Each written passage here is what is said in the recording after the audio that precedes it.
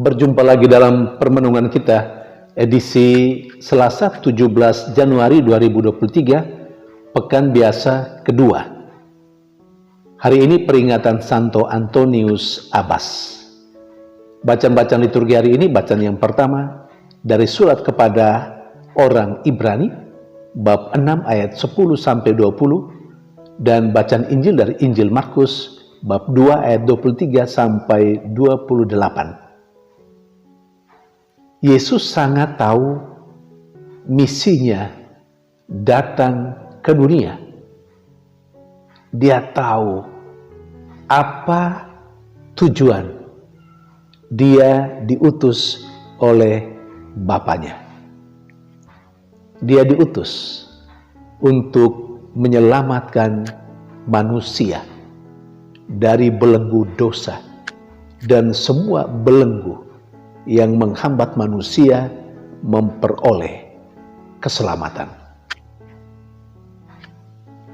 Karena pemahamannya atas misinya ini, maka dalam seluruh hidupnya, termasuk dalam apa yang digambarkan melalui bacaan Injil hari ini, Yesus tidak mau bahwa manusia, termasuk mereka, murid-muridnya yang mengikuti dia, tidak memperoleh keselamatan, atau konkretnya merasa kelaparan atau mengalami kelaparan. Injil bercerita tentang orang-orang Farisi yang sepertinya menegur Yesus dengan berkata, "Mengapa murid-muridmu melakukan apa yang tidak diperbolehkan pada hari Sabat?" Murid-murid Yesus memang sedang memetik bulir gandum untuk dimakan, karena memang Yesus sedang dalam perjalanan melewati ladang gandum, dan mereka rupanya lapar. Karena itu mereka memetik bulir gandum dan memakannya, yang menurut hukum Taurat yang dipegang teguh oleh orang Farisi tidak boleh melakukan hal itu. Tapi bagi Yesus, ketika pada saat itu muridnya lapar, maka aturan hari Sabat untuk tidak boleh memetik bulir gandum dan memakannya itu tidak berlaku. Karena bagi Yesus, sekali lagi, sesuai dengan misinya, yakni menyelamatkan manusia. Bentuk yang paling konkret menurut bacaan Injil hari ini, keselamatan manusia itu adalah bebas dari rasa lapar.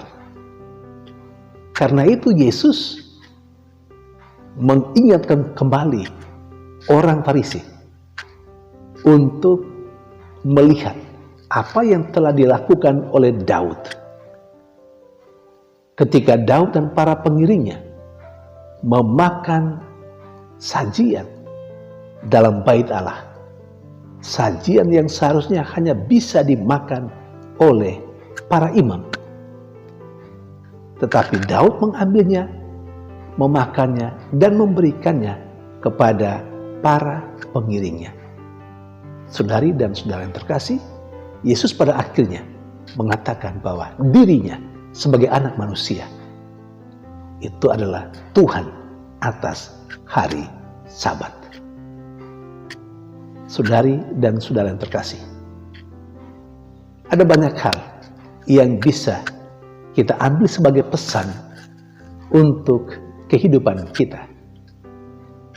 Tetapi satu atau dua hal cukup, saya kira, yang bisa kita petik sebagai pesan bagi kita. Yang pertama, aturan itu dibuat untuk keselamatan manusia. Maka ketika aturan itu dibuat tetapi kemudian menghambat keselamatan manusia, itu aturan boleh ditinggalkan. Ingat ini. Yang kedua, Yesus dengan cara itu juga tidak mau mengatakan bahwa aturan tidak penting. Bukan. Aturan tetap perlu dan penting. Sejauh aturan itu menjadi sarana yang menolong manusia memperoleh keselamatan. Tetapi sejauh peraturan itu membuat manusia, misalnya dalam konteks bacaan Injil hari ini, kelaparan, maka aturan seperti itu tidak berlaku. Saudari dan saudara yang terkasih, kita butuhkan aturan. Dan aturan itu harus dilaksanakan. Tapi ketika aturan itu membelenggu, memperbudak manusia, atau menghalangi manusia untuk memperoleh keselamatan, aturan bisa diabaikan.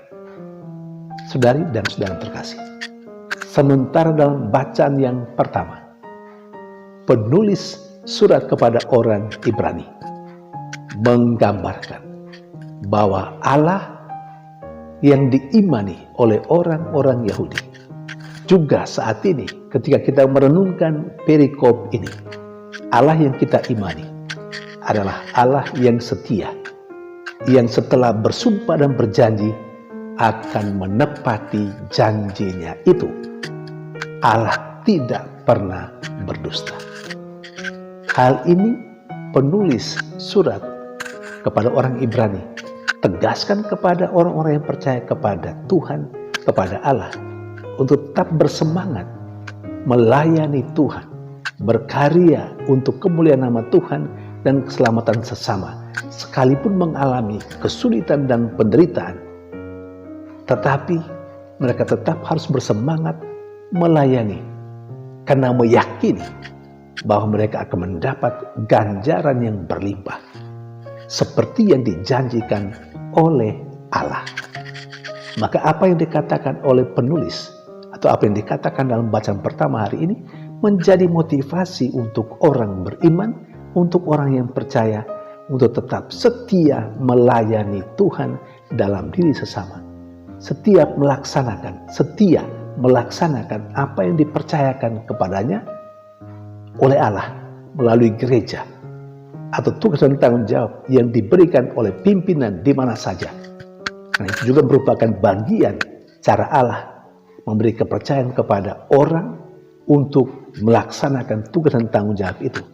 Laksanakanlah dengan baik, karena sesudah dengan tulus orang mengabdi, orang melaksanakan dengan penuh tanggung jawab semua kepercayaan itu, orang akan mendapat ganjaran yang berlimpah dari Tuhan.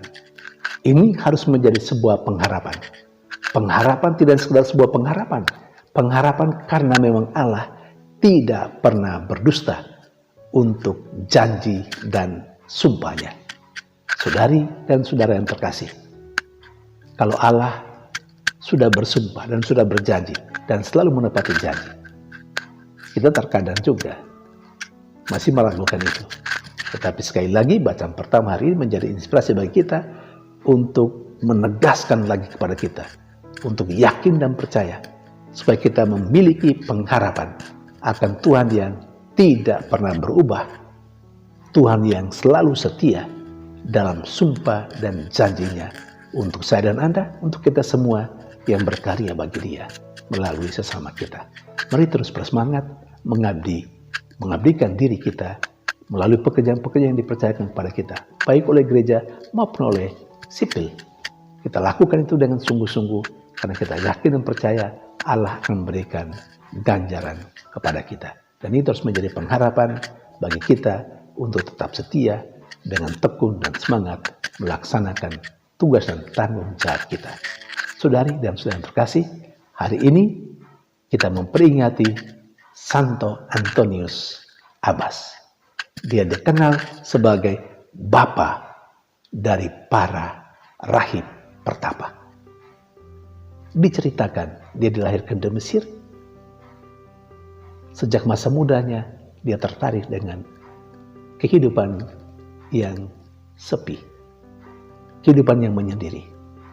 Karena itu dia membagi-bagikan harta warisan orang tuanya kepada sesamanya.